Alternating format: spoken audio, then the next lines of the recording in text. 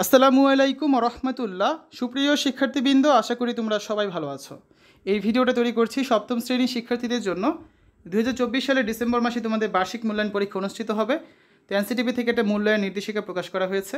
আজকের ভিডিওতে আলোচনা করব সপ্তম শ্রেণীর ডিজিটাল প্রযুক্তি বার্ষিক মূল্যায়ন পরীক্ষার সিলেবাস এবং মানবন্টন নিয়ে।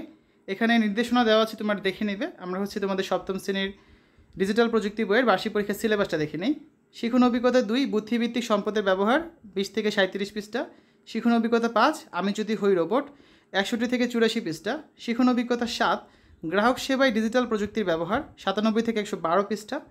শিখন অভিজ্ঞতা 8 যোগাযোগের নিয়ম মানে 113 থেকে 128 পৃষ্ঠা। এগুলো তোমাদের পরীক্ষার জন্য কিন্তু পড়তে হবে। এটাই হচ্ছে তোমাদের সিলেবাস, এখান থেকে সব প্রশ্ন করা হবে।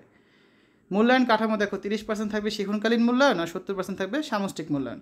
অর্থাৎ বইয়ের যে কাজগুলো এখান থেকে 30% মূল্যায়ন করা হবে। তো আমরা বিস্তারিত দেখি।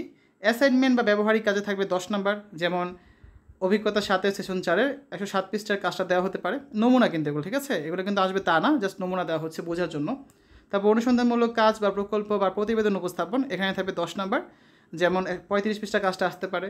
আবার শ্রেণীর কাজ হচ্ছে কি পাঠ্যপুস্তকের একক ও দলগত কাজ, ছক পূরণ, বক্স পূরণ, ফ্লোচার্ট, এই ধরনের কাজে থাকবে 10 নাম্বার। এখানে হচ্ছে যেমন 115 পৃষ্ঠার কাজটা কিন্তু থাকতে পারে। এই হচ্ছে 30 নাম্বার তোমাদের শিক্ষণকালীন মূল্যায়ন বা ধারাবাহিক মূল্যায়ন। বারবার বলে দেওয়া আছে এগুলো জাস্ট নমুনা, এগুলো আসবে তা কিন্তু না। এরপর দেখো 100 নাম্বারের যে লিখিত পরীক্ষাটা হবে, এখান থেকে তোমাদের হচ্ছে এই নাম্বারটাকে 70% কনভার্ট করা হবে। 100তে যদি 80 পাও, 70 পাবে কত 56, এভাবে করে আর কি। তাহলে দেখো নৈর্ব্যক্তিক প্রশ্ন থাকবে, এখানে বহু নির্বাচনী প্রশ্ন থাকবে হচ্ছে 15টা, 15 নাম্বার। এক কথায় প্রশ্ন থাকবে 10টা, 10 নাম্বার, এই হচ্ছে কত 25। তারপর সংক্ষিপ্ত প্রশ্ন থাকবে 10টা, 2 করে 20 নাম্বার। রচনামূলক প্রশ্ন দৃশ্যপটবিহীন 5টা থাকবে, এখান থেকে 3টা অ্যান্সার করতে হবে, প্রত্যেকটা 5 করে 15 নাম্বার। রচনামূলক প্রশ্ন দৃশ্যপট নির্ভর, এখানে থাকবে হচ্ছে 7টা প্রশ্ন, তোমাদের অ্যান্সার করতে হবে 5টা, প্রত্যেকটা 8 করে 40 নাম্বার। প্রতিটা প্রশ্নে আবার 2টা করে অংশ থাকবে, ঠিক আছে। এই হচ্ছে মোট 100 নাম্বারের পরীক্ষাটা হবে, যার জন্য সময় বরাদ্দ করা হয়েছে 3 ঘন্টা। এখন দেখো তোমাদের হচ্ছে এখানে একটা নমুনা প্রশ্নপত্র দিয়ে দেওয়া হয়েছে। এই প্রশ্নপত্রের আলোকে তোমাদের বিদ্যালয়ের শিক্ষকরা তোমাদের জন্য পরীক্ষার প্রশ্ন তৈরি করবেন, তবে হুবহু কিন্তু এই প্রশ্ন ব্যবহার করা যাবে না, বারবার বলে দেওয়া হয়েছে।